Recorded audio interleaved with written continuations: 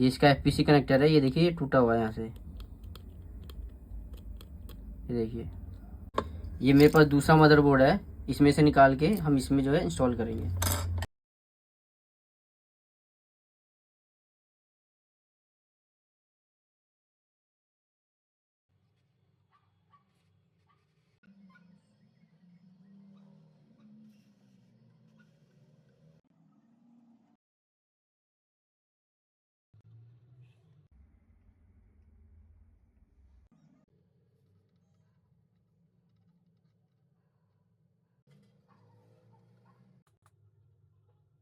SMD का temperature 300 350 के आसपास होना चाहिए।